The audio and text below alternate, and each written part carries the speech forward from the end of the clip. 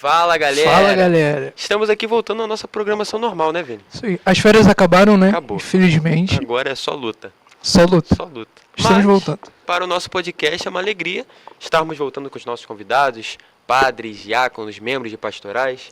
Isso aí. E hoje nós estamos com um convidado muito especial. Mais que especial, eu digo. Eu também. Que é um membro do clero, não é mesmo? Isso aí. Está ali. Né? E nós estamos no mês de março. Estamos no mês que comemoramos, além da Semana Santa, Páscoa e tal, temos São José este ano, né, no mês de março. Então hoje nós estamos com o nosso diácono Genival, sua bênção, diácono. Deus abençoe. E ele vai falar um pouquinho sobre São José.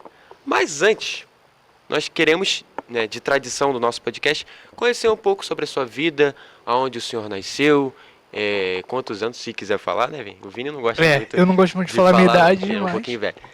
Se o senhor tem irmãos, qual é a sua história? Quando e como começou a história do diácono Genival?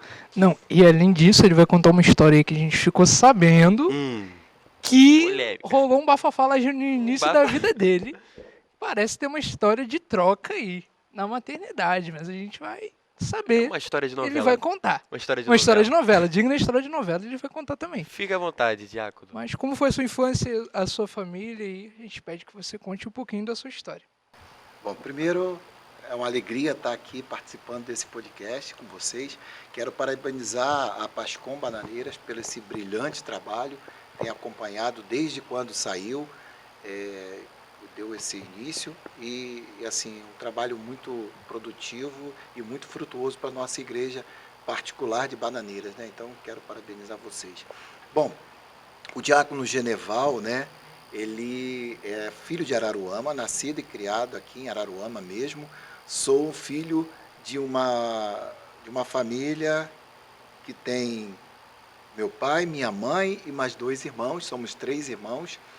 E logo assim que eu nasci, eu fui trocado na maternidade. Então esse é o fato que o Vini levantou aí logo de início, é o fato curioso.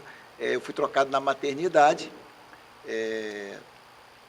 e fiquei um pequeno período de 1 ano, 3 meses e 12 dias na casa de uma outra pessoa e outra pessoa na minha casa. Então esse foi o início confuso, conturbado da minha existência, né? E o desfecho disso, vou tentar ser breve, né, porque é uma história longa. O desfecho disso se deu porque, ao contrário do que podia acontecer, a minha mãe foi a que começou a levantar uma desconfiança da criança que estava com ela, né? E ela começou a ver uma diferença na semelhança entre... Essa é ótima, a diferença na semelhança, né? A diferença entre os outros meninos dela, e ela começou a ficar desconfiada. E começou a levantar essas dúvidas, e, para sorte, nós tínhamos vizinhos que tinham um conhecimento, um relacionamento até familiar com a outra família que ficou comigo, no caso, né, com a outra criança. Então, assim, eles residiam numa distância de umas 3 quadras da nossa casa. Também foi uma coisa que facilitou esse encontro, né? E eles trouxeram essa informação de que lá também tinha uma criança que destoava dos demais membros da família. Então as coisas começaram a caminhar para um desfecho. E aí, conversa vai, conversa vem. A gente sabe que naquela época não tinha nada que se pudesse fazer para provar, né? DNA, nem sonho. E começou aqueles contatos e aquelas investigações.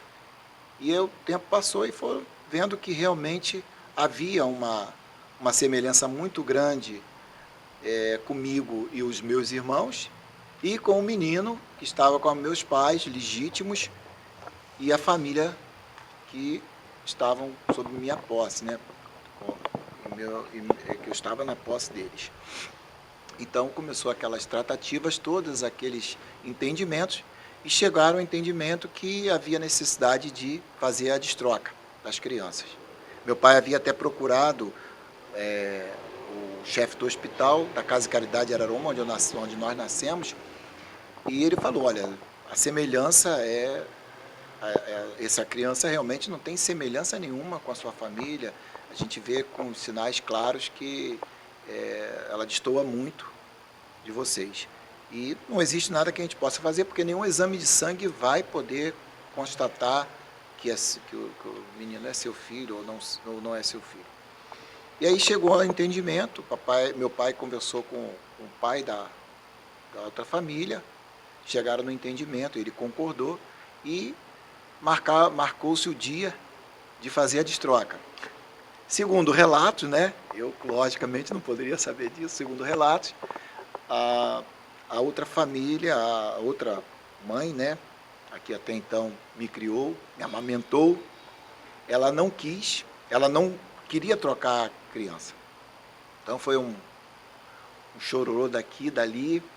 E minha mãe, muito serena, ela ainda fez uma colocação, mas acabou parecendo uma coisa meio egoísta. Ela falou, não, a senhora não quiser, eu fico com os dois, eu crio os dois, não tem problema. E o fato é que aconteceu a destroca, e havia, assim, no primeiro momento, um entendimento de que as famílias ficariam próximas, ficariam unidas e mantendo relação, mas, com o passar do tempo, isso não aconteceu. O fato é que houve um distanciamento mesmo. E mais tarde eu fui ter com o rapaz no colégio, encontrava com ele no colégio, no campo de futebol. Então a gente tinha aquele contato assim, ainda brincava, né, chamava ele de meu irmão, tudo, mas uma coisa assim bem, meio fria, né? Mas tinha assim, um certo contato, mas bem diferente do que deveria ser e que poderia ser, né? Uma unidade mesmo entre as famílias, um fato complicado que aconteceu, que ninguém procurou, mas que poderia trazer, né, um bom relacionamento, um bom vínculo entre as famílias. E o que foi mais sério, e até poucos dias atrás eu estava envolvido, e ainda confesso que ainda não resolvi totalmente essa questão, é que quando estava no período da troca, né, ainda, a minha mãe não tinha levado o menino para ser batizado. Os pais de lá, eles batizaram o menino. Nesse período de 1 ano e 3 meses, eles levaram o menino para a paróquia de Nossa Senhora de Nazaré, em Saquarema, e batizaram o menino com o nome de Sebastião, vulgo eu. Esse que vos fala, já tive o nome de Sebastião. Bom, pelo menos nome de santo, né? E quando foi feita a destroca, os pais, né, os mesmos pais, ficaram sabendo que o filho deles, legítimo, que estavam com a minha mãe e com o meu pai, não tinha sido batizado. O que eles fizeram? Pegaram o menino, levaram para Nossa Senhora de Nazaré, em Saquarema, levaram o menino à pia batismal e batizaram com que nome? Sebastião. Então, constava nos registros dos livros da paróquia de Nossa Senhora de Nazaré, em Saquarema, 2 registros de Geneval. De Sebastião, e nenhum de Geneval. Mas Geneval, passou o tempo, em 94, ele casou-se. Como Geneval é bem antecipado nas coisas, é muito precavido, ele, com 1 ano antes, ele procurou a igreja, Nossa Senhora, não, a igreja, no caso, foi a São Sebastião. Então, na época, o pároco era o Frei Valdomiro, conversou com o Frei Valdomiro, explicou que eu não tinha o registro de batismo, por essa razão. Ele pediu para que eu procurasse o padre Ademar, que era o pároco em Saquarema, e conversasse com ele. E assim eu fiz. E o padre Ademar, ele pediu para que eu fosse na secretaria e relatasse isso para o secretário. Ou a secretária, não recorda a época. E eu fiz isso. E eu tinha mais ou menos uma noção de tempo, porque eu nasci em 17 de janeiro de 67. Ele também. E eu falei, bom, tem que ter um registro do dia 17, claro que eu não ia batizar no mesmo dia, até o dia 30, mais ou menos, de abril de 68, que dava justamente o período da destroca. Tem que ter um registro. O secretário foi lá, encontrou um registro. Era o meu. Fui o primeiro a ser batizado. Aí eu falei, a partir de abril de 68, tem que haver um outro registro e não deve demorar muito, porque eles devem ter feito isso de imediato. Eles tinham essa preocupação. E aí eles foram procurar e encontrar os dois registros. Com os mesmos pais, o mesmo nome de filho, só trocaram os padrinhos, porque os padrinhos que foram escolhidos para mim não foram os mesmos que eles escolheram para batizar o filho legítimo deles. Então ficou essa situação. À época fizeram um documento, uma declaração meio assim esdrúxula. Eu trouxe até para a paróquia de São Sebastião, aí o padre fez uma ressalvazinha no documento, aquilo serviu para que eu pudesse casar. Mas esse documento, eu tive dificuldade agora, por conta da ordenação diaconal, porque ele não era uma certidão, precisava fazer uma certidão de forma mais consistente e adequada, fazer apontamentos nos livros, e aí eu fiz a solicitação, foi para o vigário episcopal em Cabo Frio, padre Marcelo Schelles, ele me pediu que eu fizesse um relato do que aconteceu para ajudar, né, no entendimento, e eu fiz dessa forma, e até aí a paróquia de Nossa Senhora Nazaré, em Saquarema, ela pôde fazer a minha certidão de batismo. Só que eu levei na Mitra semana passada e a secretária disse que a certidão ainda não estava nos conformes. Ainda precisa fazer uma certidão de uma maneira diferente, porque saiu uma certidão em meu nome como se nada tivesse acontecido. Então teria que fazer uma espécie de um relato, um breve relato, e depois a devida correção. Fato é que o tempo passou, eu estou aqui, 57 anos se passaram, e eu estou contando essa história aqui para vocês. Cara, que história. Você me imagina a cara desse secretário Que quando o doideira. Jereval chegou. É trote, é Não, trote. aqui houve uma troca, o secretário, não é possível. Não, e o pior é porque na época não existia, mas hoje em dia é dia de rede social, então quando a família tem um filho, É muito documenta mais tudo. fácil. Ah, imagina o pai, não, hoje eu vou dar o primeiro banho no meu filho. Hoje, primeiro dia na escola. Aí chega e depois tem que destrocar. Deve ter sido um caso muito, Quase engraçado. de certa né? forma, atípico, né? É muito difícil, é complicado. Eu ficava imaginando, né, a dificuldade que as duas famílias tiveram, as agruras, as tristezas, porque quando você tem um filho, é questão de imediato, o amor é imediato, aquele vínculo, aquele apego é instantâneo. Decorridos 1 ano e 3 meses, imagine vocês o quanto de história, né, se passa em 1 ano e 3 meses. E hoje, mesmo que naquela época as comemorações eram bem mais tímidas e não havia tanta comemoração como hoje. Hoje tem o mêsversário, né, que eles falam, né? Então se comemora tudo, se fotografa tudo, como o João bem colocou aí, se registra tudo, e naquela época não tinha isso, mas era um vínculo muito forte, né? E aí, de repente, você interromper esse vínculo, separar, deve ter sido muito difícil. Tanto é que meus filhos, quando nasceram, eu não saí de perto no momento com medo que Vai que... Garantia, pudesse né? acontecer de novo, né? Agora, uma coisa que eu fiquei encucado, os seus padrinhos de batismo, que foram naquela época amigos, eu acredito, da outra família, o senhor mantém esse contato com os padrinhos ou escolheu padrinhos de consideração? Como funciona? Não, eu não mantive contato. Assim, a madrinha, eu até tive um pouco de contato, mas muito sutil mesmo, porque ela encontrava comigo e falava que era minha madrinha, mas aquela timidez, aquela coisa toda, não houve uma aproximação. Da mesma forma que não houve aproximação com a outra família, o mesmo aconteceu com os padrinhos. E era comum naquela época realmente escolher padrinhos porque eram amigos ou familiar, eles não tinham aquela noção, né, da importância do padrinho, né, na caminhada da vida, na caminhada da igreja, da vida cristã da criança. Então, com certeza eram pessoas ligadas a eles, mas que não tinham esse conhecimento, né, da importância do padrinho. Eu não tive aproximação, os conheci até, mas não tive aproximação. Infelizmente não. Certo. E dada a destroca, né? Dada. Aconteceu. Depois dessa destroca aí, como foi a sua infância, né? Foi aquela infância que a gente sempre escuta aqui, aquela infância de rua, Arteira. arteira, né? calma. Mas uma infância na igreja. Então, como que foi a sua infância? Conta um pouquinho pra gente. Olha, minha infância foi assim, um misto de muitas coisas, de coisas boas e coisas não tão boas por causa das molecadas, né, das molecagens que a gente fazia e tal. Mas eu fui uma criança que tive muita oportunidade de todos os tipos de brincadeiras próprias do meu tempo, né? Então a gente brincava de todo tipo principalmente o futebol.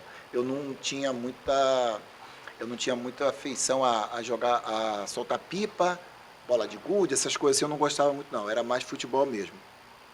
De tanta insistência, não deu em nada, não joguei nada nunca. Mas eu gostava muito, a gente brincava de todo tipo de brincadeira de infância, polícia e ladrão, era queimado, enfim, foi um tempo muito bom e assim, a gente não dispunha de brinquedos, de outros recursos, então era brincadeira mesmo que a gente tinha no dia a dia da natureza.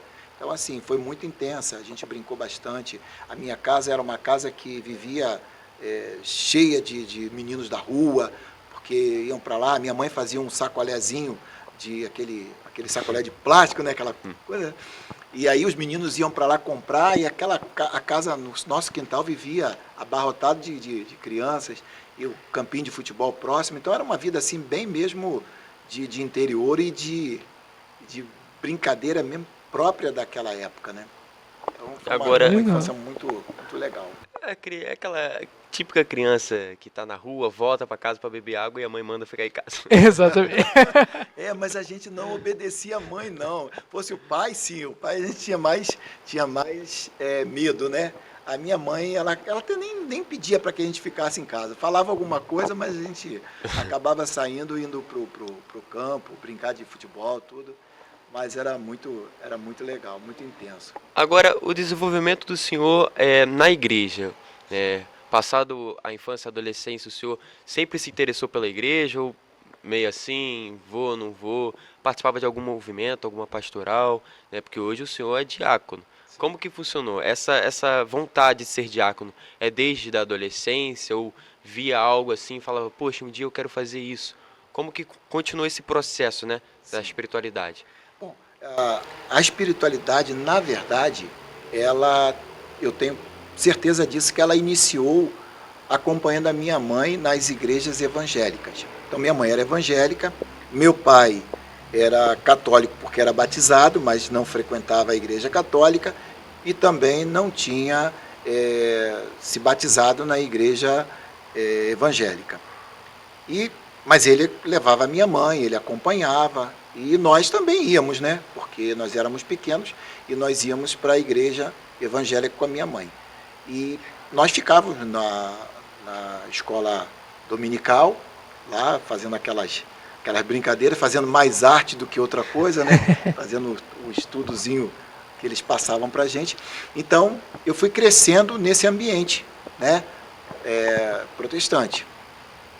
Mas, passado o tempo, minha mãe também nunca exigiu, nunca teve um rigor para que a gente fosse batizado, enfim, na igreja evangélica, nada disso. E, passado o tempo, eu estudava no colégio estadual, à época era um estadual, isso, Dr. João Vasconcelos, que chamava-se também de educandário, porque tinha atrelado um anexo, na verdade, ao colégio estadual, tinha um educandário mesmo, onde os meninos ficavam internados ali, uns iam final de semana para casa, outros ficavam tempos só nas férias, iam para casa e viviam ali. Então, a gente estudava nesse colégio e um belo dia, eu já com meus 14 anos, 13 para 14 anos, houve uma procissão de Nossa Senhora de Fátima. Então, a Igreja São Sebastião levou a imagem de Nossa Senhora de Fátima e fez uma procissão com as irmãs e eu não recordo a época se tinha padre, mas deveria ter sim, eu não estou lembrando. E fez uma procissão muito bonita. E a música que cantou foi uma música que foi muito marcante, foi muito profunda. Maria de Nazaré. Eu não me arrisco aqui a tentar cantar para não desencantar. E aquela procissão com a imagem de Nossa Senhora foi uma coisa assim que foi avassaladora. Hoje eu tenho certeza plena e absoluta que ali se deu a minha vocação para seguir Jesus na Igreja Católica. E aquilo ficou dentro de mim. Passado mais alguns tempos, eu não recordo agora se chegou a um ano ou coisa do tipo, o colégio anuncia que nós teríamos aula naquele ano de religião e que nós teríamos a religião evangélica, protestante e a religião católica. A professora de religião protestante seria Dona Zélia e de católica seria Dona Luísa Marilac, nome de santa até. E aí fez aquela enquete com a turma, quem vai para um lado, quem vai para o outro. Eu não hesitei. Falei, não, eu quero para a Igreja Católica, onde está aquela dona que passou aqui naquele dia. E eu fiquei encantado por ela. Então, eu comecei a estudo catequético ali, a aula, né, na verdade, não era uma catequese de formação para a primeira Eucaristia, mas era um estudo que depois ele contribuiu muito. E não teve outra solução. A partir dali, eu fui fazer a catequese mesmo na São Sebastião, e final de 82, se não me falha a memória, tem lá o registro mais ou menos, eu recebi a primeira Eucaristia. E a minha catequista também foi a saudosa Luísa Marilac, que foi minha professora no colégio e foi também a minha catequista. E a partir dali, eu engajei na igreja. Depois logo em seguida, nós fomos participar da UFS, né, a Ordem Franciscana Secular, e foi assim muito, muito legal, embora tinha um misto de jovens com pessoas idosas, né? Então, assim, tinha hora que a gente sentia um pouco de um certo choque, porque era meio, o pessoal mais idoso tinha um pouco mais de rigidez e não era muito flexível para algumas questões. Mas, como a gente é jovem também, a gente quer as coisas do nosso jeito, né, mais impetuoso e tal, mas deu tudo certo. Até um certo ponto, eu fiz parte da igreja, né, da UFS, e nesse meio tempo havia muito aquela observação, né, aquele observatório de jovens que pudessem desenvolver, né, o desejo de seguir a ordem religiosa, até mesmo ser padre e tal. E eu, mais dois amigos, fomos selecionados para fazer uma visita ao convento no Rio Comprido dos franciscanos, lá na Rua da Estrela. E na ocasião, um dos meus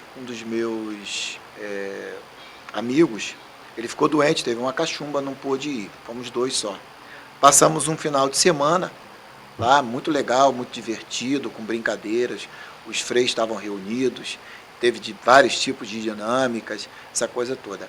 Mas eu, apesar de ter sido um final de semana agradabilíssimo, eu voltei consciente, com plena consciência de que não era minha vocação a vida religiosa e sacerdotal. Então eu vim convencido disso. O outro menino ficou mais balançado, Luiz, o nome dele, ele ficou mais balançado e tempos depois ele foi fazer uma experiência vocacional, porque ainda teria que fazer uma experiência vocacional para então pensar na possibilidade de ingressar num seminário. E o que tinha ficado doente, o Marcos, que não pôde ir, ele foi em outra oportunidade. E também ele se sentiu vocacionado, fez o estudo vocacional, depois ingressou no seminário, se ordenou padre, e em 94 ele veio de Goiatuba, Goiás, para assistir o meu matrimônio. Foi ele que assistiu o meu matrimônio. Então, o Luiz eu não sei, não tive mais notícias dele. Eu não sei se ele conseguiu, porque ele tinha uma certa dificuldade com relação a estudos. Então, eu não sei se ele superou e conseguiu dar seguimento à caminhada dele. O fato é que eu me casei, né? E depois comecei a participar na igreja, mais como misseiro, né? Aquele que frequenta as missas, mas sem participar de nenhum grupo ou movimento. Mais tarde a gente foi convidado para participar do Encontro de Casais com Cristo, na São Sebastião. Até então, minha vida toda, minha caminhada religiosa toda na matriz de São Sebastião. E aí a gente começou a frequentar os encontros de casais. Se não me recordo, eu acho que quase todos eles com o Frei Goretti, Frei à época ainda, né? E nós participamos lá vários anos do encontro de casais.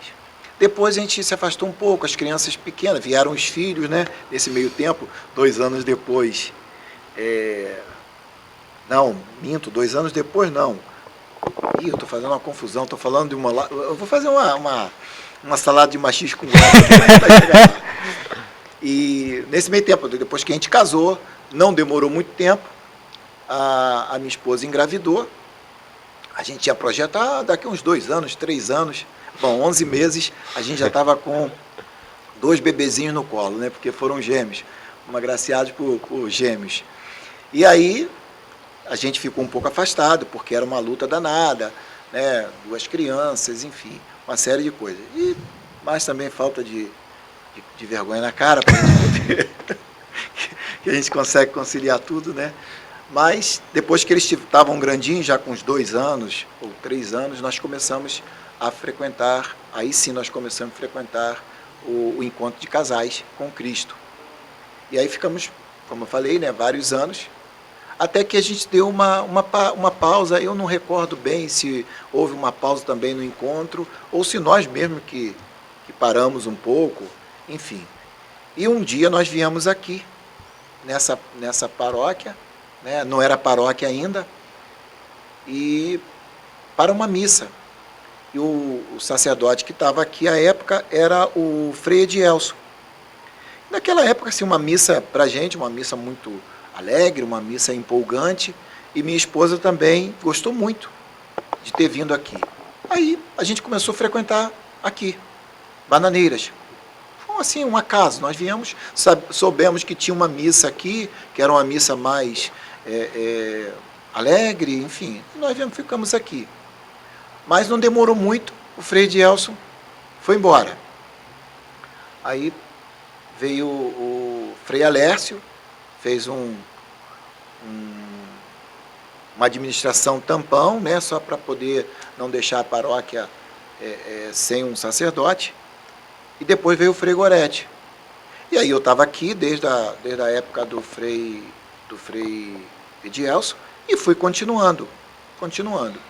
Até que o Frei Goretti me chamou para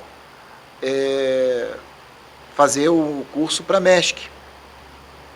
E eu aceitei à época, e aí, em novembro de 2011, se não me falha a memória, nós fomos investidos MESC, uma turma de MESCs aqui. E aí ficamos uns anos, o Padre Goretti sai, entra o Padre Vidal.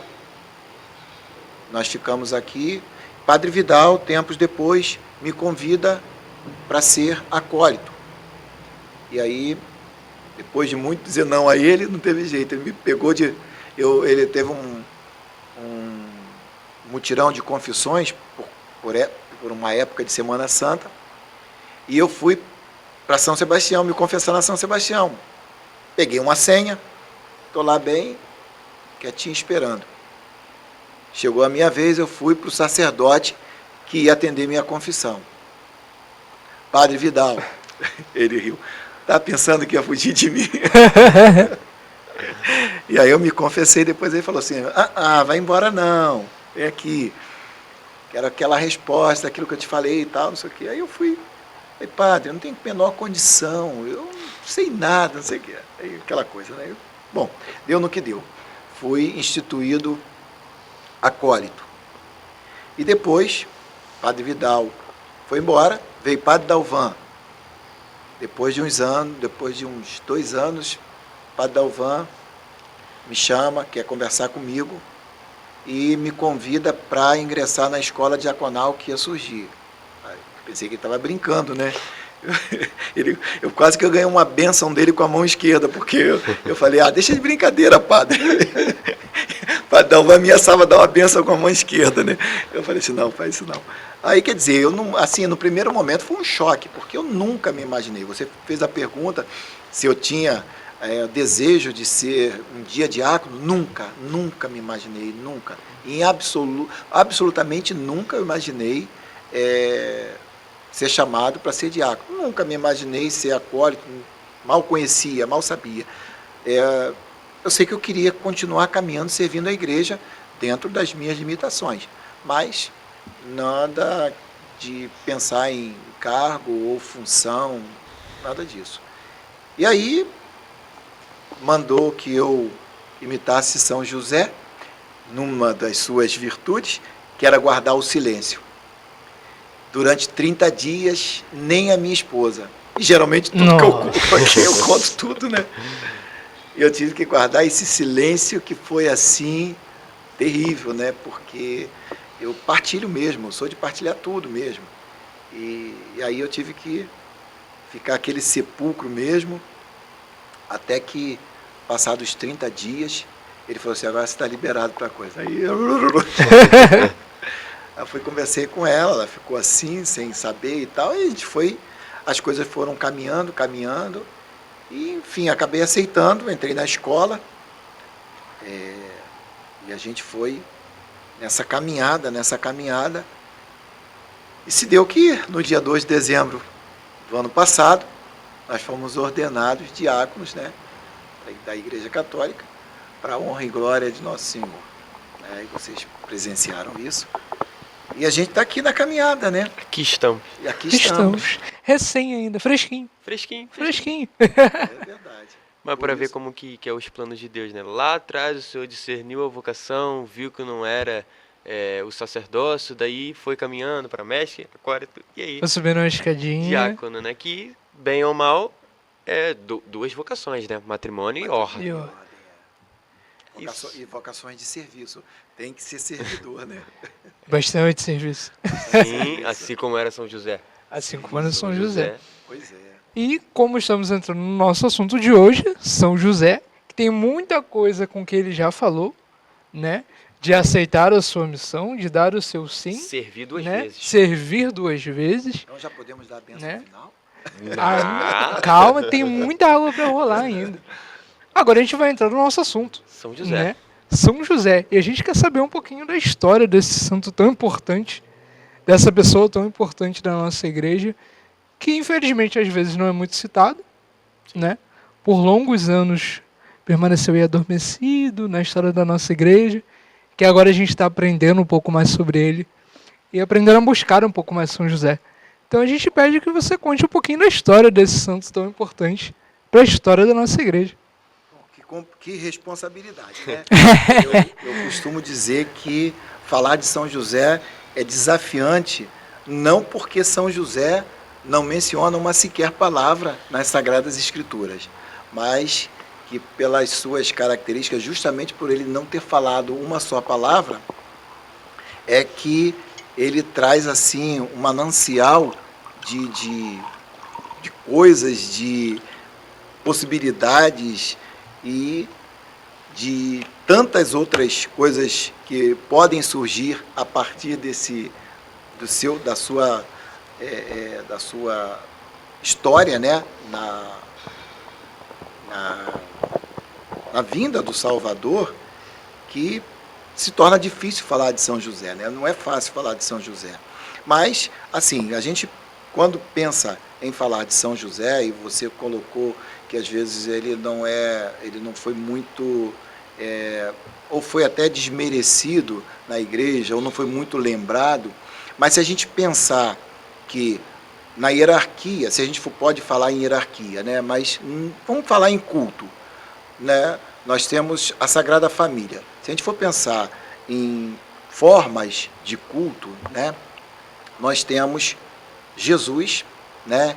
Que é cultuado através, recebe, né? O culto da latria, né? A Virgem Maria como a hiperdulia e São José como a protodulia. Então, assim, essas características já definem uma hierarquia, né, digamos assim. Vamos usar essa palavra, eu não encontrei uma palavra melhor, vou usar essa questão da hierarquia. Então, dentre a Sagrada Família, se a gente for pensar nessa questão da hierarquia, São José é aquele que está lá embaixo, né? Mas ele recebe a missão de ser o chefe, o guardião da Sagrada Família.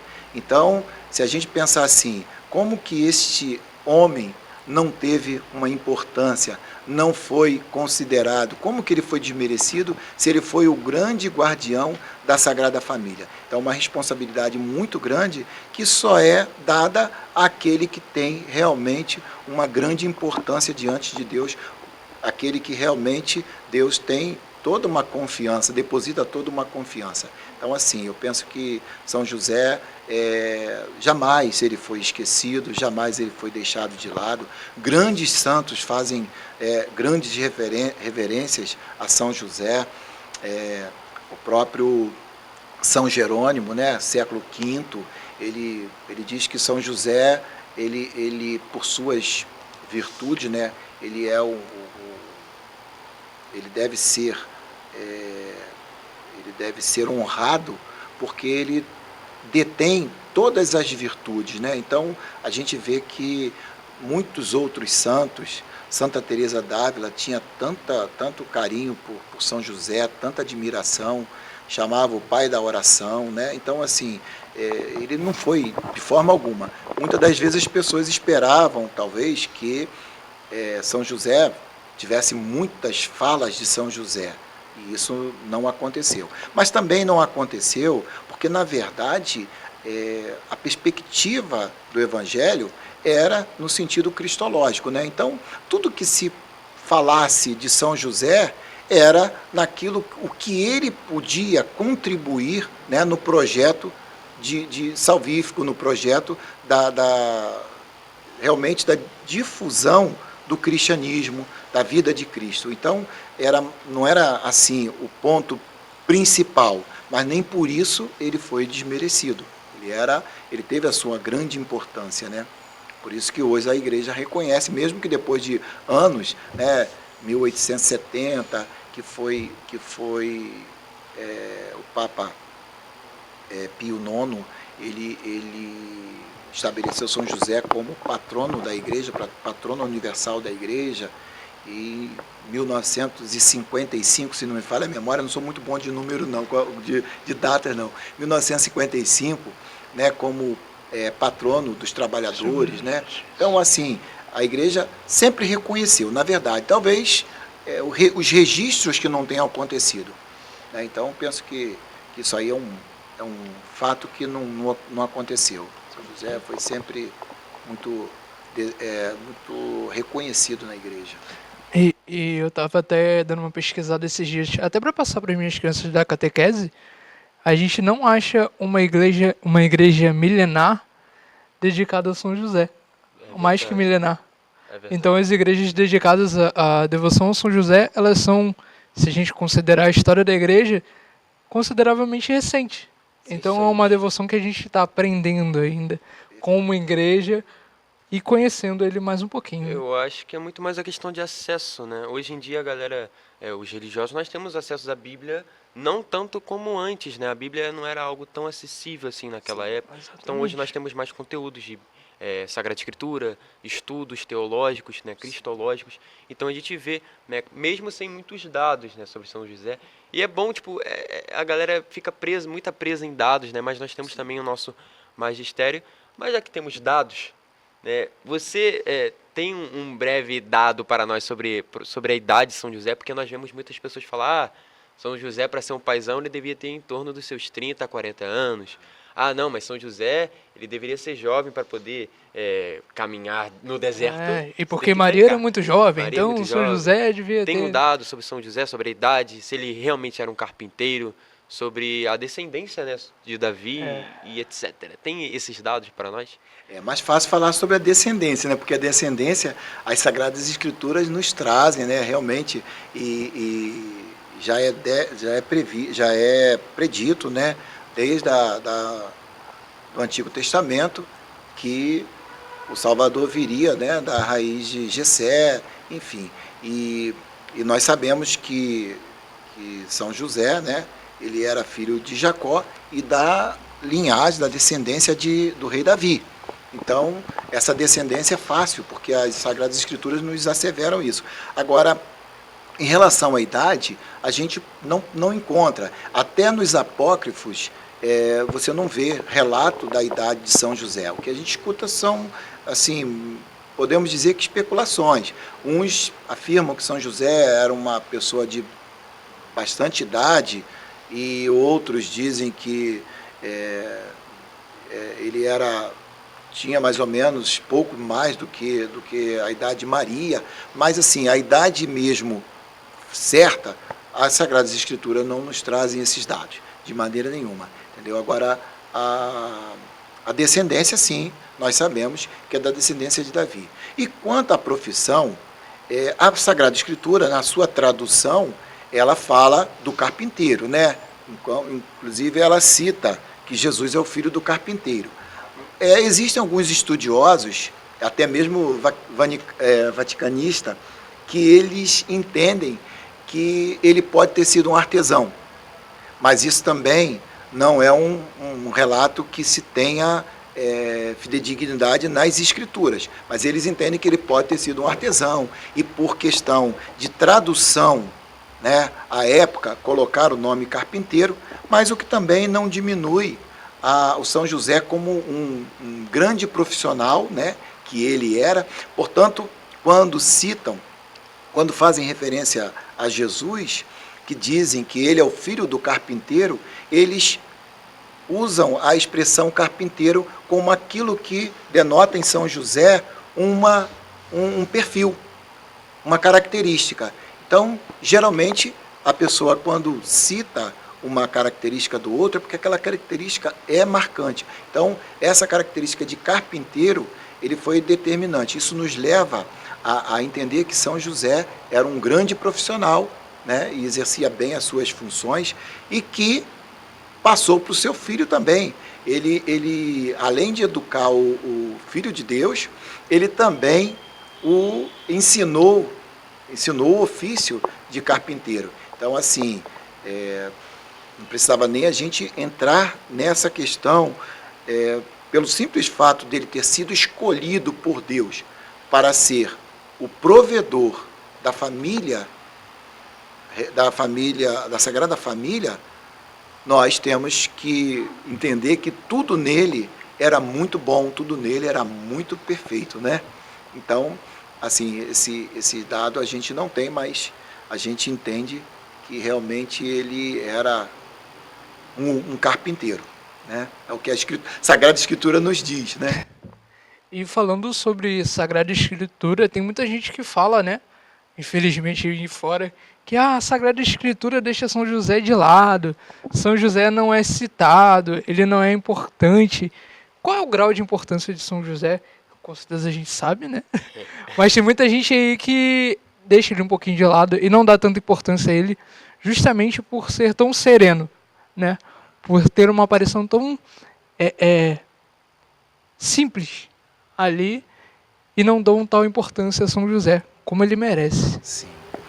Porque eu penso que as pessoas que fazem esse julgamento, eles imaginam que São José deveria ser uma pessoa de uma oratória efusiva, de umas atitudes mais firmes, Mas São José, na sua simplicidade e no seu silêncio, na sua obediência, ele consegue nos dizer muito, muito sobre essa sua conduta. Então, por mais que São José não tenha falado uma palavra, mas as suas atitudes, primeiro de obediência, primeiro de sensibilidade, de amabilidade, porque, veja bem, quando ele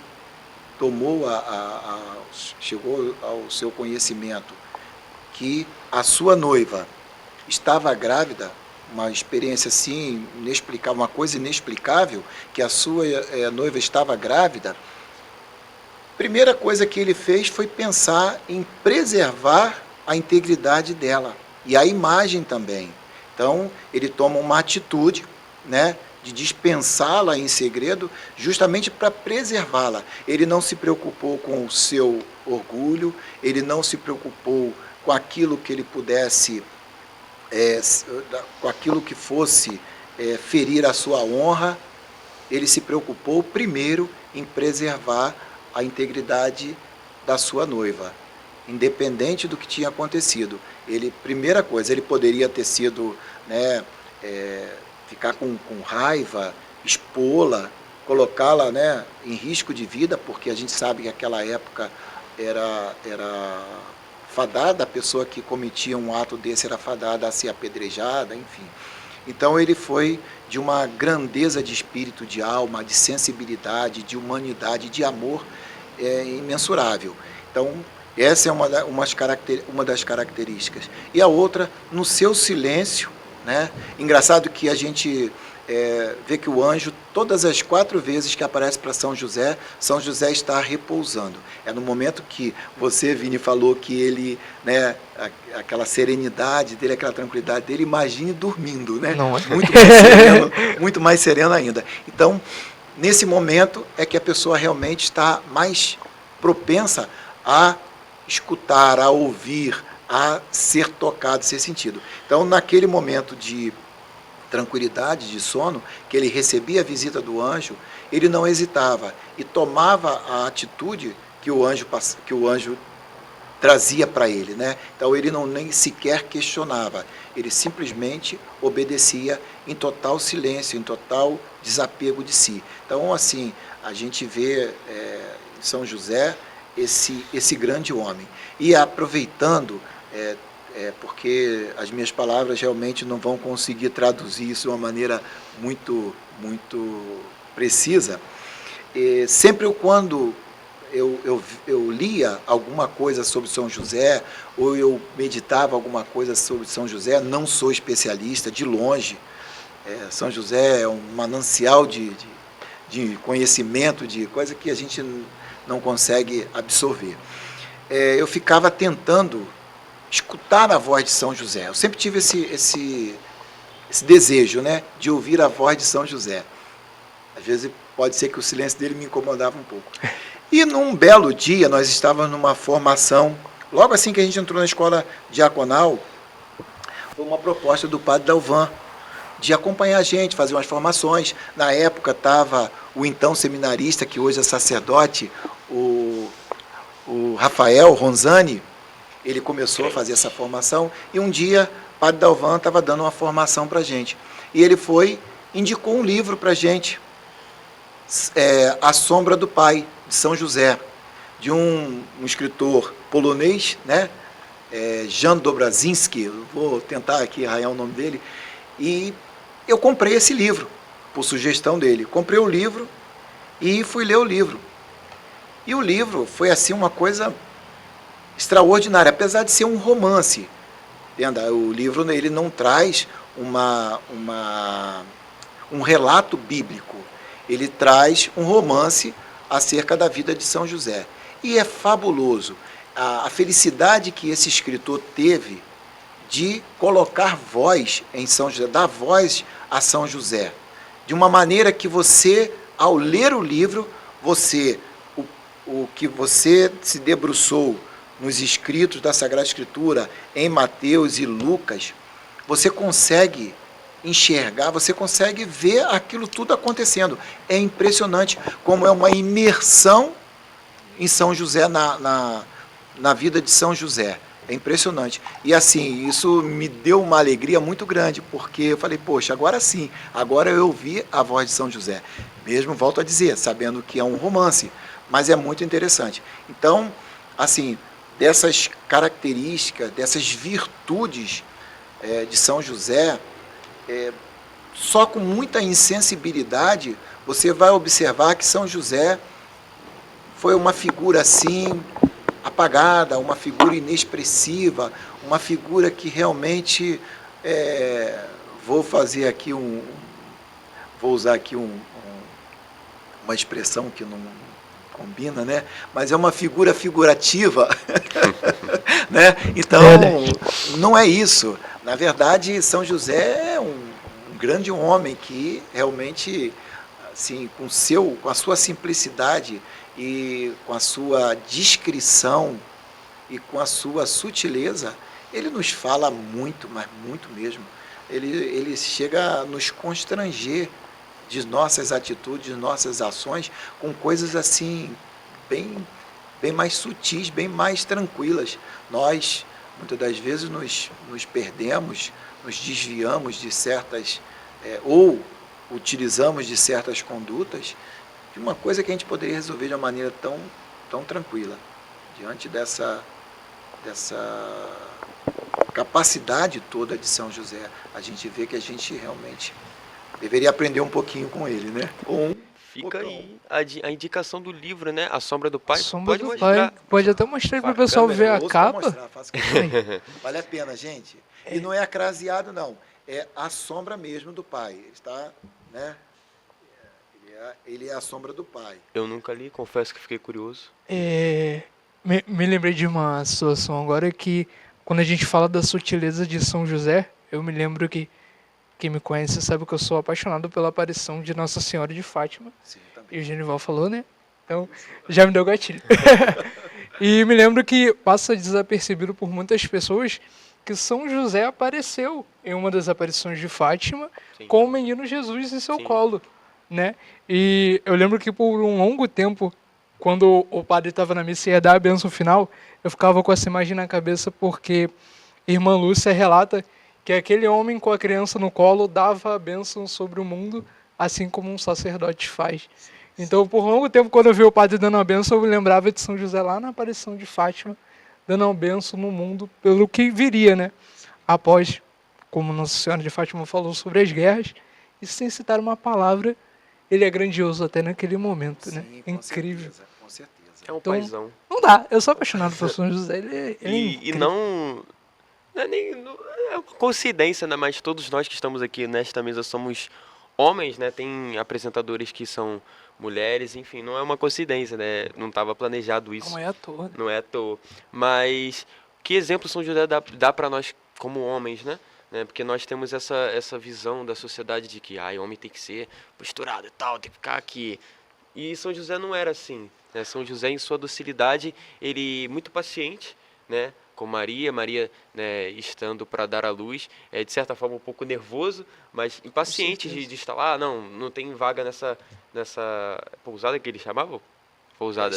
Estadia. Como se fosse. Vamos em outra, alguma coisa vamos assim. ver, e muito paciente, né? Muito compreensivo, né? Ao Maria, né, falar que estava para dar à luz, um homem naquela época provavelmente se irritaria, deixaria a mulher de lado, mas São José, compreensivo, né, fez a vontade de Deus. E você falou de aparição, eu lembro que eu vi um vídeo no TikTok, eu não vou lembrar detalhes do vídeo, mas eu vi que era uma história de uma igreja que era cuidada por irmãs, né, freiras religiosas, e ela tinha um segundo andar e a escada estava danificada e precisava ser consertada e não dava jeito. Não sei se você já viu esse vídeo. E aí apareceu um homem que elas nunca viram na região, que se ofereceu para poder consertar a escada. Sim. E ele consertou e sumiu. O homem sumiu do nada. E as freiras viram que aquela escada ficou sensacional, ficou linda, né? E após estudos viram que aquilo ali era um milagre, porque aquela madeira nunca foi vista, né, nas redondezas, e elas sentiram a presença de São José.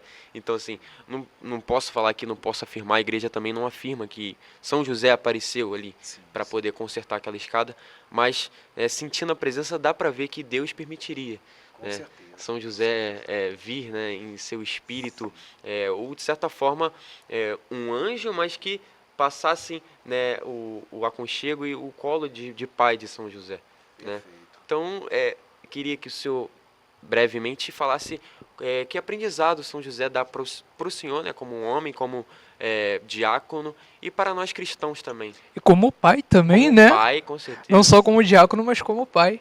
Sim, com certeza. O exemplo de São José, né, a gente, quando se debruça um pouquinho sobre a vida de São José, sobre a história de São José, a primeira coisa que nos vem ao coração é a sabedoria, a sutileza, né, e a obediência às coisas de Deus. Então a gente vê que quando a gente realmente sabe ouvir, né, o falar de Deus, quando a gente se propõe a ter aquela serenidade de escutar, a gente tem muito mais capacidade de resolver todas as coisas. Você pode ser firme na docilidade, né, como o caso de São José. Ele, no momento que precisou ser firme, ele foi firme, mas em momento algum ele precisou passar do ponto. A gente não vê nenhuma situação, mas a gente vê que fatos que aconteceram, eles só aconteceram porque houve uma ação de São José, uma ação firme dele, é uma decisão. Então, assim, os exemplos são muitos, e a gente tem como o maior aprendizado é a obediência à palavra de Deus, ao chamado de Deus, aquilo que Ele nos propõe. Porque quando nós somos obedientes à proposta de Deus, todas as outras coisas, elas acontecem de uma maneira fluida, justamente por causa dessa obediência. Quando você se entrega, quando você confia verdadeiramente que Deus, Ele tem um propósito, que Ele cuida de você, que Ele rege a sua vida, você vai com toda a certeza de que tudo vai sair bem, mesmo que não aconteça da forma que você imagine, mesmo que no primeiro momento você fale, poxa, mas não era isso que eu queria, mas é o que Deus queria para a nossa vida. E basta a cada um de nós ter essa tranquilidade, essa certeza de que Deus vai procurar fazer o melhor, não aquilo que você acha que é o melhor. E só para complementar, João, você falava, né, da imagem, imaginando São José nas hospedarias, né, buscando, e tem uns vitrais de algumas igrejas, e tem essa imagem de São José tentando negociar com o dono de uma hospedaria. A gente vê que a figura retrata isso. Ele negociando, tentando um local para eles se hospedarem. E o dono da hospedaria fazendo um sinal negativo para ele. E ele com aquela fisionomia preocupada, porque a Maria estava para dar à luz e precisava de um local, né, apropriado, e ele angustiado, né, então ele precisou, isso me veio, né, agora, ele precisou tomar decisões, ele precisou se mover, porque a gente muitas das vezes pode imaginar que São José era aquela figura apagada, apática, passiva de tudo, mas não, ele só era obediente, sutil, delicado, mas ele tinha atitudes. Tanto é que todas as vezes que ele precisou tomar o menino, tomar a mãe e seguir para o Egito, voltar do Egito, chegar no meio do caminho e saber, não, olha, Arquelau está lá, Herodes morreu, mas o filho dele está lá. Então vamos voltar para Israel, vamos passar mais um tempo lá. Então ele sempre tomou decisões, ele sempre foi aquele homem de atitudes, né? Por mais que tenha sido aquela figura sutil, aquela figura ordeira, aquela figura pacífica, mas ele foi um homem de atitude. Então, essas atitudes, mas são atitudes dentro dentro daquilo que Deus propõe para a nossa vida. Então, quando Deus te encaminha para uma obra, para alguma missão, você tem que dizer, não, eu vou ouvir porque é Deus que está falando comigo. Então, eu vou seguir sem medo do que vai acontecer. Então, esse é um grande exemplo a ser seguido, essa obediência, essa sutileza e essa confiança, acima de tudo, no que Deus nos fala. Tem uma ênfase também muito grande quando a gente fala de São José, o guardião da família, né, que a irmã Lúcia fala que a batalha final entre o Senhor e a cilada do demônio será contra a família e o matrimônio. Então São José terá uma importância e tem excepcional na nossa vida, né? Pesquisar e saber sobre ele, seguir os seus caminhos, até lá no juízo final vai fazer uma diferença imensa, né? E como a gente precisa seguir um pouco mais esses passos, né? Com certeza. Eu gosto que eu falo com o pessoal que São José me dá um exemplo muito bom. Eu sou um pouquinho mais velho que o João, né? Só um pouquinho. Mas o Genival vai me compreender que antigamente se tinha muito aquela... Infelizmente, né? Aquele costume de não, homem ir para a igreja, homem rezar terço, que isso?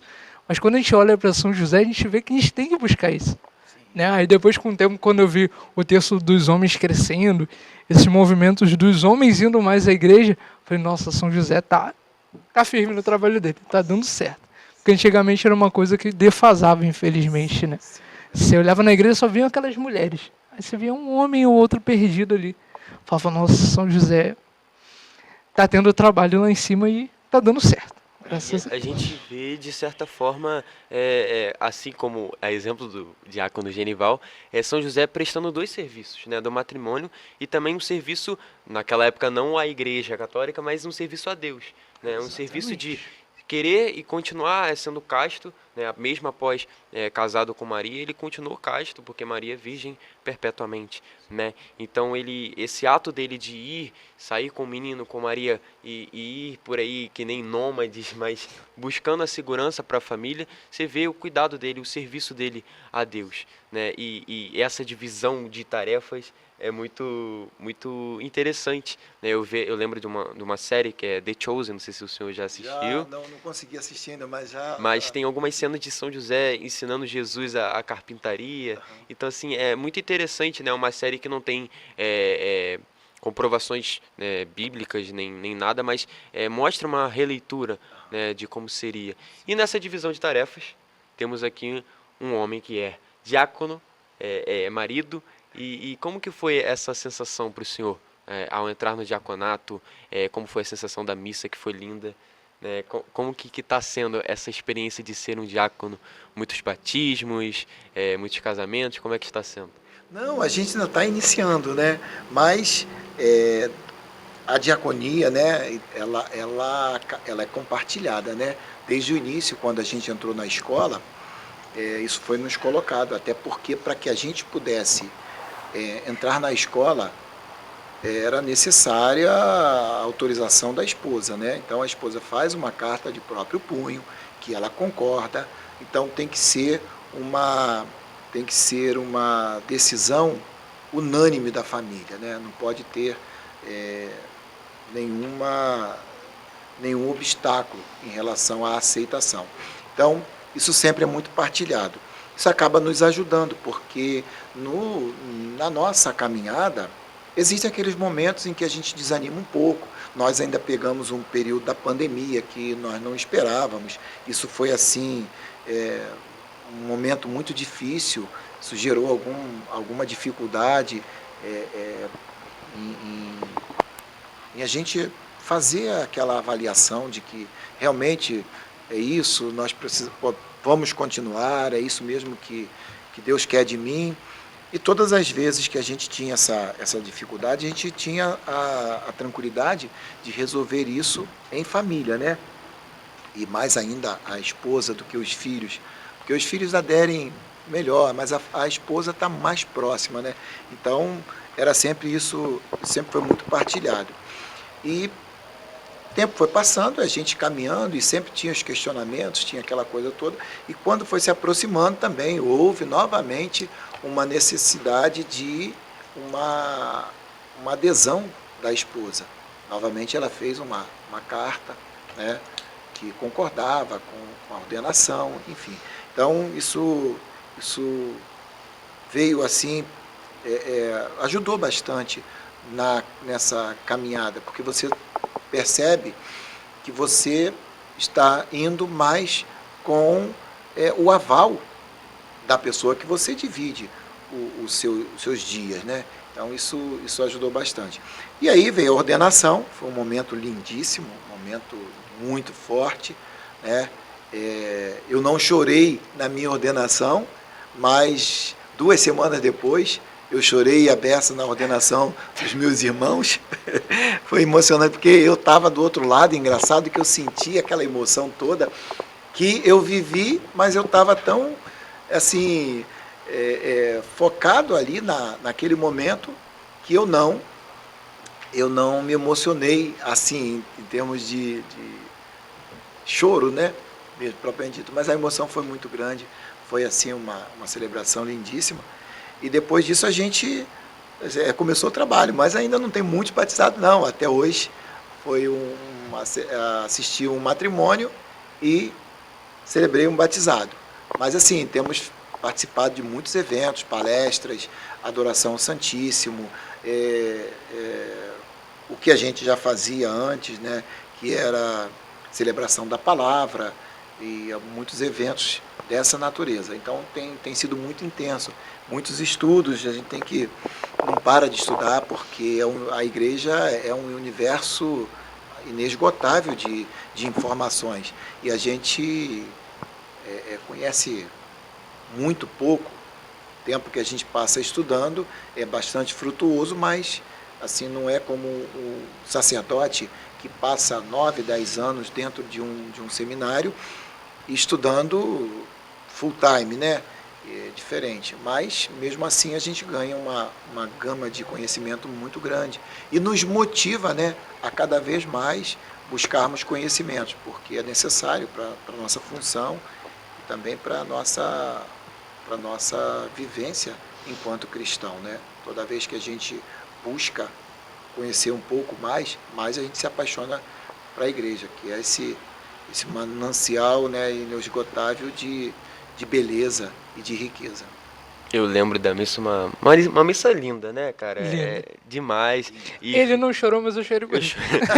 um monte de padre, um monte de sacerdote. No final da missa eu não sabia mais quem era padre, quem era Que era diácono. diácono, era bênção pra todo lado. As vestes tudo igual. O senhor já foi confundido com o padre? Já várias vezes, nossa mãe, várias vezes. Nesse batizado que eu celebrei em Saquarema, no dia 2 dia 2 desse mês, eu estava me paramentando e fica num local onde também as pessoas têm acesso, porque tem um bebedouro, né? Então as pessoas entram ali e vão beber água. E eu estava me paramentando e as pessoas passavam, padre, isso aqui, aí vinha perguntar, e eu falava, não, sou diácono. E no início da celebração eu falei, né, sou diácono da Igreja Católica, sou diácono permanente, sou casado, pai de filho e tal, não sei o quê. Mas não teve jeito, depois no final, padre, deixa eu tirar uma foto. Pessoal, Tá bom. a mesma coisa. A gente toma um cuidado de usar a O cruzinha, emblema. Sim, identifica o diácono, né, para não confundir nos eventos, até mesmo para os próprios padres que Sim. não conhecem você. Se você for num encontro onde vão ter sacerdotes e diáconos, é conveniente que você use para diferenciar, para não confundir o padre, que vai pensar que você é um padre, né? Então, a gente Imagina, o usa. senhor pode celebrar a missa? Não posso. Vamos? Então, assim, tem sido muito legal. A gente tem participado de muitos momentos e tem sido muito legal. E a gente está caminhando, engatinhando, né? Eu costumo dizer que a gente está engatinhando no sacerdócio, né? No sacerdócio, olha aí, Olha. no ministério ordenado, né? Mas está sendo muito legal. Muito bom. Bacana.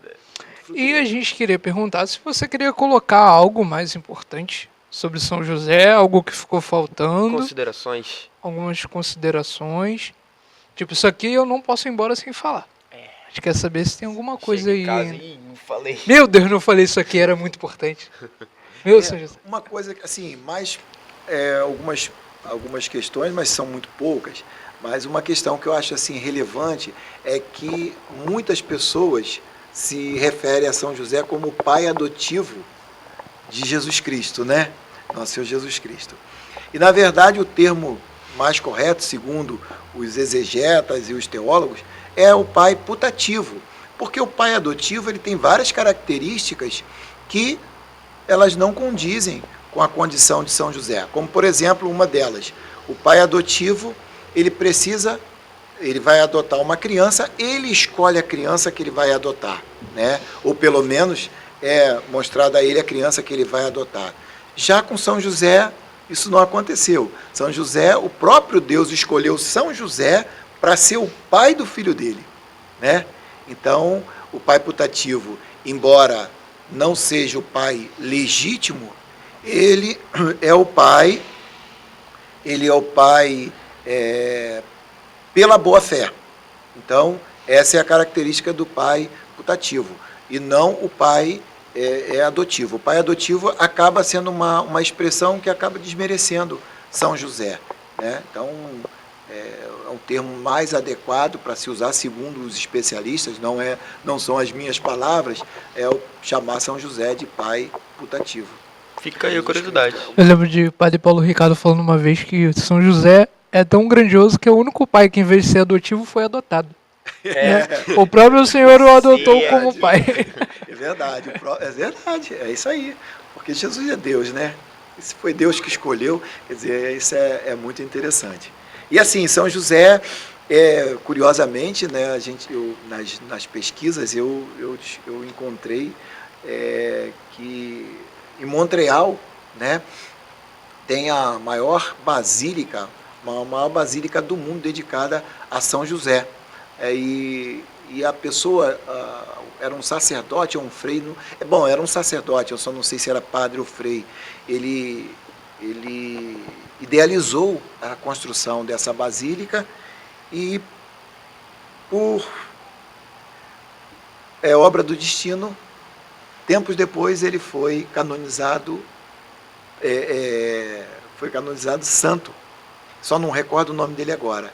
Então, nós temos a maior basílica dedicada a São José em Montreal, no Canadá.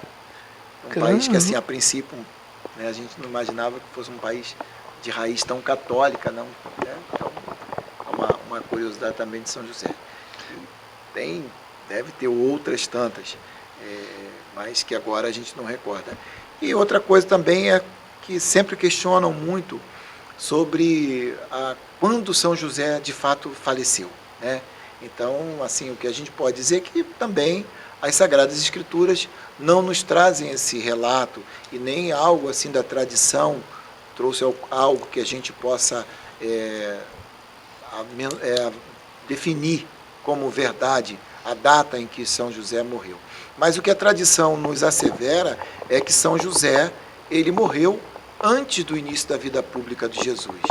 E, assim, algumas pessoas piedosas e até teólogos mesmo, eles creem firmemente, eu também creio, que São José, quando fez a passagem dele, ele estava ladeado de ninguém mais, ninguém menos do que Jesus e a Virgem Maria. Então, isso aí é um fato que era costume dos judeus, né, ficarem ali velando o vivo ainda, quase o moribundo, né, e com certeza isso aconteceu com São José. Mas uma data precisa não se tem de quando São José morreu, sendo que sabemos que ele realmente morreu antes do início da vida pública de Jesus. Isso é um fato também que... Acredito que a missão dele foi cumprida. Com Jesus certeza. educado, Jesus já amadurecido em espírito, em estatura também, em sabedoria. Sim. E aí ele cumpriu a sua missão. Que foi árdua Foi. e grandiosa. Acredito que Jesus não tenha dado tanto trabalho não, mas foi. Com certeza. Só se perdeu no tempo. É só isso. Mas fica também aqui um aviso, né? Nós temos aqui na nossa capela de Nossa Senhora de Nazaré também um título a São José. São José. Nossa Senhora de Nazaré Sim. e São São José, José, que está em festa, né? Dia 19, nós comemoramos São José. Então faça uma visita, né? Isso Tem aí. missa lá sábado, vai ter também, agora está tendo novena, né? Segunda e na terça, que é dia de São José. Então, você que é da paróquia, que não é também, pode vir visitar. É isso. E uma comunidade maravilhosa. Linda. Vocês têm que ir lá. Que Agora a gente ama. tá ficando com o telhadinho, tá ficando Olha, tá aulas. ficando Tá demais. uma beleza. Tem uma tradição também. Eu estava pesquisando lá em casa e vi essa tradição que eu acho muito interessante. Que diz, não é oficial da igreja, não é canônica, mas diz que os tronos dos céus que foram perdidos pelos anjos que caíram serão tomados, o mais alto deles será tomado por São José, ou foi tomado. Porque dizem que os anjos perderam os seus tronos quando se rebelaram contra Deus. E o mais alto dele, que seria de Lúcifer, obviamente que Maria está em seu lugar, né? E o próprio Deus também. Mas o mais próximo ali é São José, né? Por ser o santo dos santos, o maior deles. Eu creio firmemente nisso. Eu também, com certeza. Uma tradição belíssima e não preciso nem pensar muito Muito para forte. concordar com ela. Forte. Agora, chegamos is the moment. It's the moment. Aquele momento. The best. Aquele que é demais. O momento. Ele falou Quem que te ama? na infância ele jogava, né? Jogava. Jogava bola. Então agora ele vai participar do nosso Bate-bola. Ih, legal. Nosso bate-bola, que é um Vamos lá. jogo de perguntas rápidas e respostas. Nossa, Isso aí. mãe. A gente vai fazer uma pergunta, você vai responder com uma palavra, com uma frase, com o que vier no seu coração. Na hora que a Vini, gente fazer faça a as pergunta. honras. Vou começar, hein? Um santo de devoção. Ou mais. Ou mais um. Bom, São Francisco de Assis. Forte. Forte também. Fortíssimo. Só esse. Bom, São Francisco de Assis, eu quando falo da Virgem Maria, eu É. deixo separado. Tá lá. Ela tem o espacinho dela. Nossa Tá Senhora, certo. Nossa Senhora de Fátima. Eu tô contigo nessa. Eu também. Esporte preferido? Futebol. Futebol. Time. Flamengo. Tá bom, tá bom. Tá aí, né? Música. Pode ser um estilo, uma música meu específica. estilo preferido, rock. Olha, só. quem Não diria? esperava. Só não tem cabelo pra balançar, né? Não, mas eu gosto de rock melody. Eu gosto de rock Ah. melody. Rock Olha. chorado. Rod Stewart, por exemplo. Olha só. gente, cultura. Diácono também é cultura. Eu gosto do rock chorado, um rock arranhado, né? Agora aquele rock pesado, metálica e... Não. Bacana. Vivendo e aprendendo. Comida preferida. Comida preferida. Nossa. Pode ser um prato, um tipo. Sim. Poxa, eu vou te dizer que bobó de camarão. Que foi o prato do Choro aniversário do quando eu padre. vejo bobó de camarão porque eu não posso comer. Alguns que têm alergia não Alérgico? pode. É. O que o senhor gosta de fazer quando tem um tempo pra relaxar? Tem algum hobby? Ficar tranquilo. Olha, eu gosto de, não faço com muita frequência, mas eu gosto de viajar. É uma coisa que me traz muito prazer, é viajar, conhecer novos lugares, né? E principalmente quando eu posso estar contemplando a natureza. Eu não sou muito de local de cidade, metrópole, não. Eu até, assim, quando necessário, eu gosto de ir, mas a minha preferência é lugar onde eu tenho contato com a natureza, maior contato com a natureza. Mas é viajar, passear, sem dúvida. É bom. Muito bem. Antes dessa próxima pergunta, eu vou fazer uma que a gente até esqueceu de colocar, mas é uma pergunta muito importante. O que você diria para o Genival lá atrás, de 15 anos? Moleque. Genival, Aquele moleque. Genival Não, adolescente. 15 anos eu era velho. O que você diria para aquele Genival? Ah, de quando eu tinha 15 É, anos. quando você tinha 15 anos. Ai, olha, eu não posso dizer que ele pensasse com a cabeça de hoje, porque senão seria um ET aquela época, com certeza. Mas que fosse um pouco mais comedido, fosse um pouco mais prudente, fosse um pouco mais... ouvisse mais, fosse menos precipitado, né? Então eu acho que eu corrigiria isso, né? Ansiedade, efusividade, agitação, impetuosidade, entendeu? Então eu diria que Resumindo, que fosse como São José. É verdade. Como o senhor menos um pouquinho, tá mais ótimo. Como o senhor pensa estar daqui a 10 anos? Daqui a 10 anos, Olha, eu penso estar cada Com o vez cabelo na mais... cintura. Com cabelo. Com cabelo não, jamais.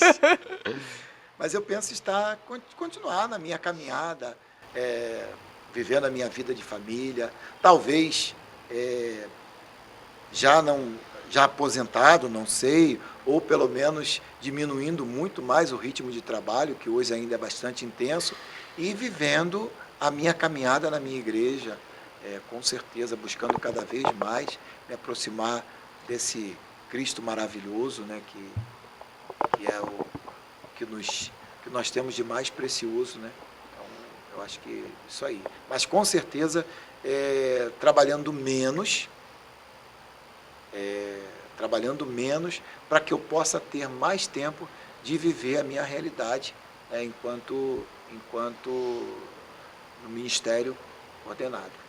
Muito bem. Esse é o meu desejo hoje. E para fechar, a gente pede que você deixe uma mensagem para quem está assistindo a gente, né? Inspirado hoje por São José, né? Que você deixe uma mensagem para um chefe de família, para aquele pai, né, que está nos escutando. Então, o que vier ao seu coração, a gente pede que você olhe para a câmera e deixe aí para quem está em casa. O recado que eu gostaria de deixar, já que nós estamos falando do chefe, do protetor, do guardião da Sagrada Família, é falar para as famílias, para que observem nesse homem, no exemplo desse grande homem, desse grande santo, a sutileza, a amabilidade, o carinho que ele teve com a sua família. E que você também exerça a sua autoridade na sua família, mas com essas características, com toda essa sutileza, com toda essa entrega, abnegação dos seus desejos, a sua obediência a Deus. E você, principalmente, que um dia recebeu o sacramento do matrimônio, entenda que você recebeu uma graça especial para poder conduzir essa vida que é dividida sempre, né, com outra pessoa que pensa diferente de você, que tem, pelo simples fato de ser um gênero diferente do seu, tem as suas particularidades, e que você busque viver a santidade nesse matrimônio, tendo a certeza de que você será ajudado por essa graça que você recebeu, que é uma graça invisível, né? Muitas das vezes os holofotes e as atenções ficam todas para a beleza do momento, que é importante, né? As vestes da noiva, a festa, as flores, a música, né? Até mesmo o paramento do celebrante, mas o que é mais sublime e o que é, muitas das vezes, infelizmente, insensível, é aquilo que é que tem a maior importância, que é a graça que nós recebemos, a infusão do Espírito Santo, a vinda do Espírito Santo, porque nós estamos recebendo um sacramento que nos nutre, que nos alimenta e que nos dá a força necessária para que a gente possa cuidar da nossa família, a exemplo do glorioso São José, que tão bem cuidou da sua família. E nós sabemos, dentro de uma das invocações de São José, nós temos São José como terror dos demônios. Então, nós sabemos que o desejo maior de Satanás é destruir as famílias. E nós temos São José como nosso protetor da família, para que a gente possa se livrar das insídias e das artimanhas do inimigo que tenta a todo custo destruir as famílias. Então, esse é o meu recado que eu deixo para vocês, desejando um dia abençoado para todos. Amém. E que recado. Que recado. Agora, Vini, acompanha minha linha de raciocínio aqui. Diga-me, vamos São lá. José era carpinteiro. Certo. O que um carpinteiro faz? Móveis Sim, para casa. exato. Ele constrói. Exatos. E eu quero construir uma casa. Eu também. Você quer? Somos dois. Um dia, né? Se Deus quiser. E aí, que E São José. São José vai estar intercedendo por isso. Aonde que eu consigo comprar coisas para a minha construção, Vini? Toninho Material de Construção. O melhor. O melhor. O melhor de todos. João, você precisa de areia pra fazer uma obra. Preciso. No Toninho tem. Eu preciso de madeira. No Toninho tem. Eu preciso de tijolo. Também tem. Tem tudo. Cimento? Cimento? Tem. A rodo. Quantos sacos você quiser levar, tem. Mas agora, hoje em dia, nós não temos mais São José em vida. Temos ele para interceder. Exatamente. Então não tem como eu pedir para São José fazer um móvel. Exatamente. Mas eu quero comprar algo para complementar a minha casa. Então, se você tá precisando de alguma utilidade pra sua casa, Hum, né? Nossa, onde estou aqui? Eu tô precisando de uma lixeira, preciso de alguma Precisa. coisa útil. aonde? Aonde você vai achar? Bazar do Moreira.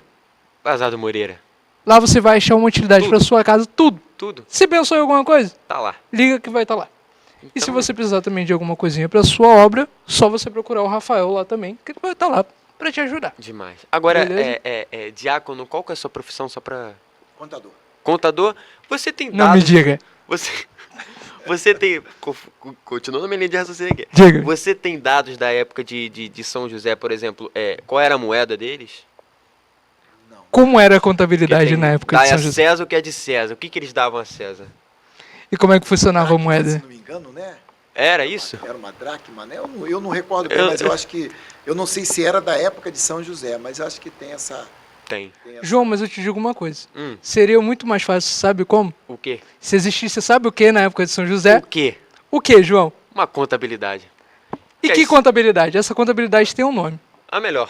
Tem que ter. É abençoada. Com certeza. Digiconte materiais de Material de construção? gafe. Digiconte serviços contábeis. Exatamente. A melhor. Que aí se tivesse na época de São José não, aqui. Contabilidade. Se existisse a Digiconte na época de São José, eu acho que ninguém quebrava. Claro, tudo dá a César, isso aqui é de César. Isso aqui é da casa. Não, Maria, estamos com um problema em casa. E aí? Com dinheiro. Vou ligar pra quem? Digiconte. Digiconte. Resolve tudo. Com certeza. Com certeza. E aí, digo mais. Hum, Não pensem que a Digiconte é nova. Porque não. tá há mais de 20 anos no mercado. Isso aí é... São mais de 20 anos. É tradição. Tem moral no assunto. É tradição. 25 25 anos. 25. Meu amigo, é Bodas muita de tradição. prata, Bodas de prata. Ó, agora eu que vou te fazer as perguntas. Eu vou te fazer uma pergunta, você vai responder Com com certeza. uma empresa aí. Vamos lá. Você tá precisando de ajuda para abrir uma empresa. Uhum. Você liga para quem? Digiconte. Você tá precisando de uma assessoria para sua empresa. No serviço contábil, você liga para quem? Digiconte. Planejamento tributário. Digiconte. Então, tem um monte de serviço, meu. Digiconte. O que você pensar aí na área de contabilidade, Digiconte. Digiconte. Estamos numa época apropriada para imposto de renda. Aí, Com Digiconte. O Digiconte. Thiago Liga sabe no de Digiconte. tudo. É um homem. Ele sabe de São É o José, de igreja, de tudo. Hoje a Digiconte mais do que nunca está conosco na mesa.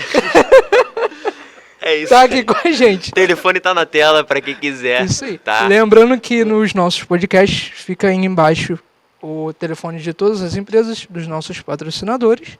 Se você quiser entrar em contato, só pegar o número lá. E a gente agradece hoje moleza. pessoalmente aos nossos patrocinadores. Muito obrigado, Muito Digiconte, obrigado por colaborar conosco. por colaborar e acreditar aqui no nosso trabalho. E que venham muitos longos anos, 25 anos aí, Com né? Quem certeza. sabe? Com certeza. Patrocinando. E muito obrigado desde já. É isso aí. E chegamos ao fim, Ó, infelizmente. Diácono, muito obrigado. Obrigado pela disponibilidade, pelo patrocínio.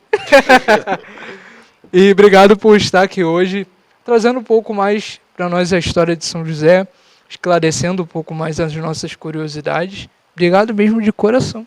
E o que precisar, o que está Estamos aqui. estamos em né? oração pela sua missão, pelo seu Com ministério. certeza. Todos E os contamos dias. também com o seu serviço, né? Isso aí. Para dar a sua formação, uma aula sobre São José aqui. Estará aqui muitas vezes ainda. Com certeza. Muitas com certeza. vezes. Muito obrigado. Então, muito obrigado pela companhia hoje, pela boa conversa. E a gente se vê numa próxima, em Isso. breve. A galera se de Deus casa, quiser. a galera de casa, muito obrigado por vocês terem acompanhado. Continue divulgando, seguindo a gente, Paz com Bananeiras. Isso aí. E é isso. E a gente fecha com uma bênção, É óbvio. obviamente, do Pra nosso quem acha diácono. que diácono não dá bênção, por favor. Claro, a gente não ia trazer o homem aqui e não É ia pedir claro. uma bênção, né? Então a gente pede para que, fechando com chave de ouro, uma bênção do nosso diácono. O Senhor esteja convosco. Ele está, Ele está no meio de nós. Abençoe-vos o Deus Todo-Poderoso, Pai, Filho e Espírito Santo. Amém. Vamos em paz e que o Senhor nos acompanhe. Graças a Deus. É isso, galera. Até uma próxima. Tchau, tchau para você. Tchau.